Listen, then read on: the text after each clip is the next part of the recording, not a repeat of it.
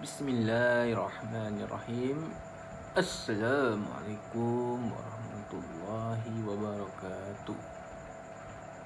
Perkenalkan, nama saya Fali Novel dengan NIM 22150192. Yang terhormat kepada dosen pengampu mata kuliah tersebut, izinkan saya di sini akan mencoba menjelaskan materi saya tentang Al-Asas fi Tafsir karya Said Ahwa di mata kuliah Studi Kitab Tafsir Modern dan Kontemporer. Lanjut dengan biografi beliau. Nama lengkapnya adalah Sa'id bin Muhammad bin Mahmud Hawa An-Nu'aimi, lebih dikenal dengan gelaran Said Ahwa, dan nama panggilannya adalah Abu Muhammad. Beliau itu telah dilahirkan di kota Hamah, Syria pada tahun 1935. Ibunya telah meninggal dunia ketika beliau itu berusia 2 tahun. Beliau berpindah ke rumah neneknya di bawah asuhan sang ayah, seorang pejuang pemberani yang berjihad melawan Perancis.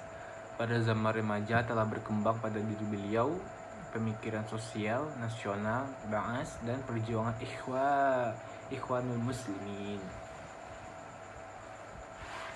Said Ahwa bergurau dengan beberapa ulama Syria. Antara guru-guru beliau adalah terdiri daripada ulama Hamah seperti Syekh Muhammad Al-Hamid, Syekh Muhammad Al-Hashimi, Syekh Abdul Wahab Dabas, Syekh Abdul Karim Arifai, Syekh Ahmad Al-Murad, dan Syekh Muhammad Ali Murad.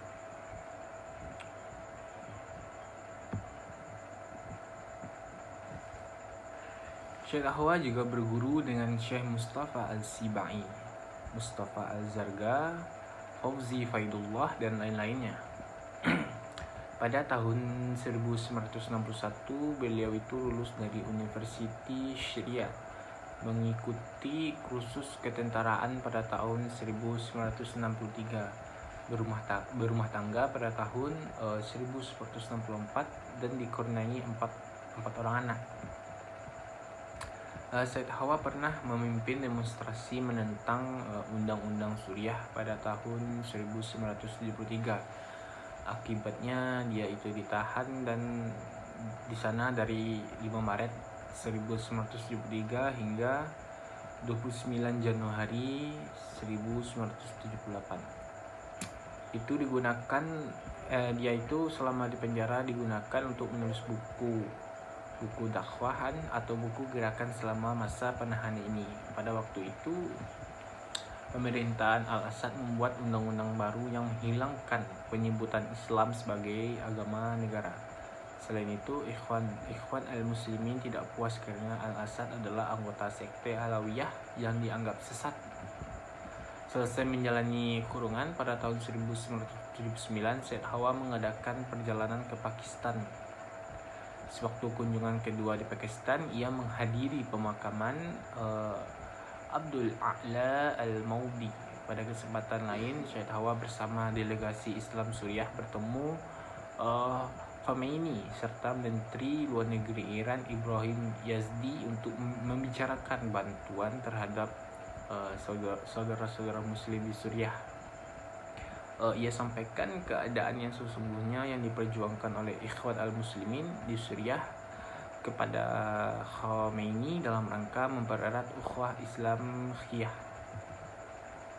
Baiklah, itu salah satu itu ialah biografi dari Said Ahwa. Dari ia lahir sampai dia menjalani masa kurungannya tersebut. Lanjut dengan profil umum kitab tafsirnya. Kitab tafsir ini terdiri dari 11 jilid besar yang termasuk karya monumental Said Ahwa. Hal ini mencerminkan bahwa ia seorang mufassir dengan berupaya menggali hubungan ayat dan surah dalam Al-Quran. Dalam jilid pertama, kitab tersebut dicantumkan pengantar penerbit oleh Abdul Qadir Mahmud Al-Bakhar yang terdiri dari 2 halaman. Kemudian disusul pengantar penyusun Al-Asas fi Al-Manhaj tentang metode pembahasan mengenai uraian kitab tafsir yang digunakan oleh penulisnya.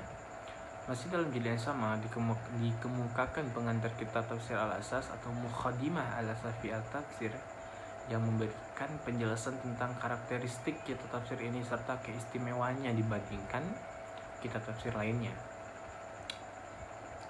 Tafsir ini disusun seperti kitab tafsir besar lainnya dengan menguraikan penafsiran secara mendalam dan rinci hingga mencapai 11 jilid tebalnya.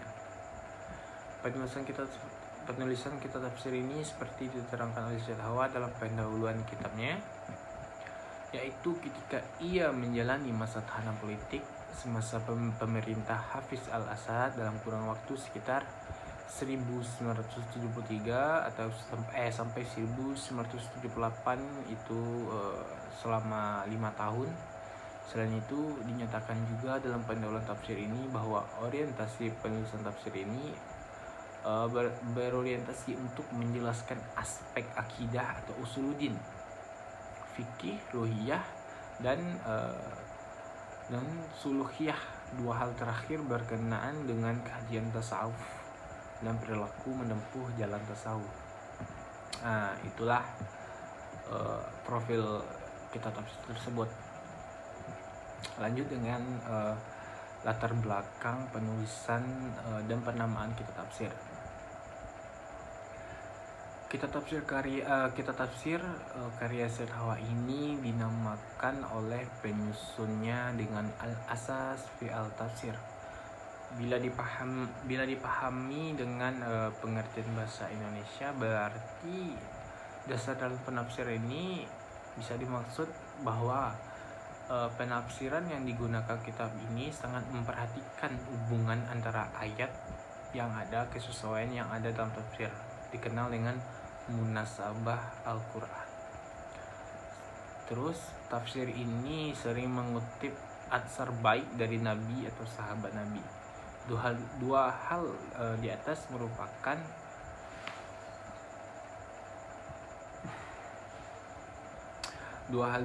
merupakan pokok atau dasar dalam menafsirkan Al-Quran yang bagi Syed Hawa menjadi perhatian utama dalam tafsirnya.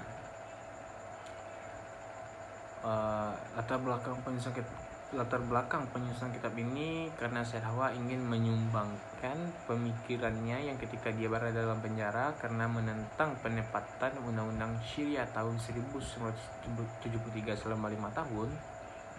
Selain itu ada dari sudut pandang ilmiah yang melandasi penulisan kitab ini, yaitu Syed Hawa ingin mengembangkan lebih luas konsep munasabah dalam Al-Quran dengan membuat konsep baru yang disebut Wahdatul Quraniyah. Terus karena zaman sekarang ilmu pengetahuan sangat berkembang sehingga muncul pemahaman yang baru terhadap nas. Banyaknya syubhat dan pertentangan dengan Al-Quran yang terjadi pada masa sekarang. Terus yang terakhir, sudah banyak pribadi muslim saat ini yang sudah semakin jauh dari Al-Quran dan umat Islam yang dicontohkan dalam Al-Quran. Itulah beberapa dari sudut pandang ilmiah yang melandasi penulisan kitab tersebut. Lanjut dengan metode dan cara penafsirannya. Dalam kitab Al-Asas fi Tafsir, metode yang digunakan dalam tafsir ini menggunakan metode tahlili, yang berarti membahas tentang ayat Al-Quran dari berbagai aspek dan maknanya, ayat demi ayat dan surat demi surat, sesuai dengan urutan yang ada dalam mushaf Utsmani. Secara keseluruhan kitab tafsir ini mengangkat teori munasabah sebagai dasar metodologis dan memiliki corak sufistik. Apa itu corak sufistik? Yaitu diawali dengan surat Al-Fatihah dan diakhiri dengan surat An-Nas yang diurutkan dalam urutan mushaf dalam Al-Quran, menggambarkan pengertian umum ayat, kemudian menjelaskan makna dari segi bahasa dan keterkaitan antara susunan ayat. Uraian penafsiran dijelaskan secara rinci dan panjang. Pertama dengan mengemukakan pengertian global ayat, kemudian menjelaskan makna ayat dari tinjauan bahasa, menerangkan susunan uslub ayat atau keterkaitan susunan ayat. Ia sering menggunakan pendapat Nabi dan sahabat, juga mengambil komentar mufassir lain untuk menguatkan pendapatnya. Untuk yang menjelaskan makna ayat dari tinjauan bahasa, menerangkan susunan uslub ayat atau keterkaitan susunan ayat. Ia sering menggunakan pendapat Nabi dan sahabat, juga mengambil komentar mufassir lain untuk menguatkan pendapatnya. Untuk memudahkan, Said Hawa menggunakan sistematis dan membagi kelompok surat dalam Al-Quran. Said Hawa memberikan kategorisasi dalam 4 macam. Pertama, tiwal, yaitu Al-Baqarah sampai dengan surat Al-Baqarah. Kedua, mi'un, yaitu Yunus sampai Al-Qasas. Kelompok ini juga dibagi 3 oleh Said Hawa yang disebut dengan Al-Majmu'at berdasarkan kepada makna yang dikandungnya. Ketiga, Masani, yaitu Al-Ankabut sampai surat Khaf. Keempat, Mufassal, yaitu Al-Dariyat sampai Al-Nas. Pembagian seperti ini merupakan suatu cara bagi Sa'id agar menyajikan susunan surat dengan mempertimbangkan aspek munasabah, sumber penafsiran atau mashadir yang digunakan oleh Sa'id. Ialah perpaduan antara bil ma'thur dan bil ra'i. Artinya ia menggunakan riwayat baik yang berasal dari Nabi, sahabat, tabi'in, dan hasil ijtihad sebagai sumber penafsirannya. Jadi corak yang dipakai Said Hawa ialah bil maqsud dan bil ra'i. Di antara kitab tafsir yang ditujukan dalam masuk Al-Quran, kitab tafsir Ibnu Katsir Al-Nasafi, tafsir Ruhul Ma'an, tafsir fi Zilal Al-Quran. Corak tafsir mereka pada tafsir Al-Asas ialah tafsir bercorak sufistik.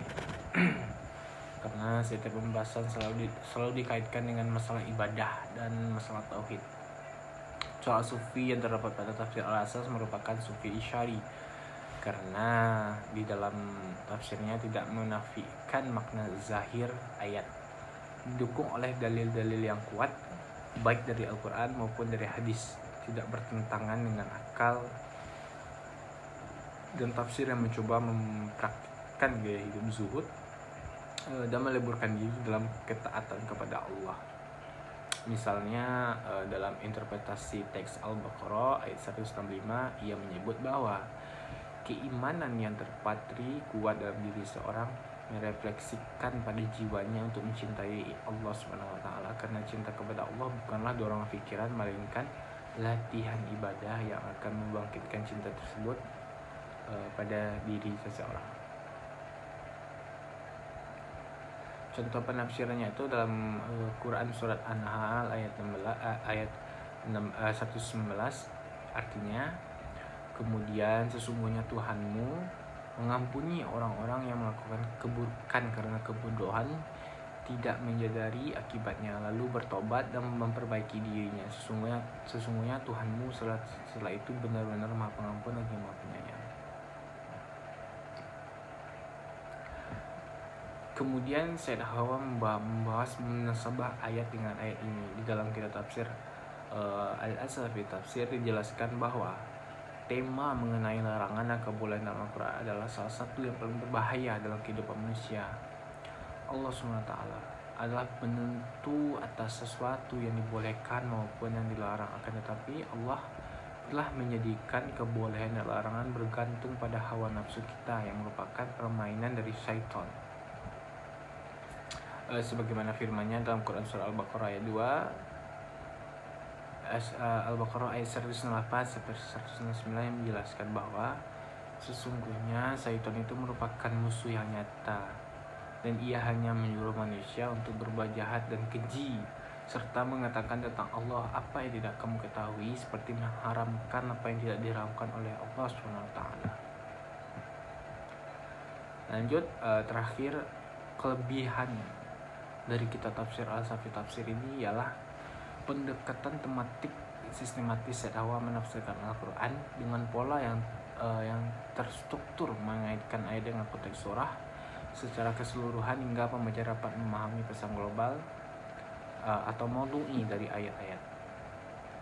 Terus yang terakhir, kuat dalam aspek tarbawi dan taujihi. Tafsir ini sangat menonjol dalam memberikan pengarahan moral, pendidikan rohani dan pembinaan kepribadian Islam sehingga relevan untuk penguatan akhlak dan spiritual umat.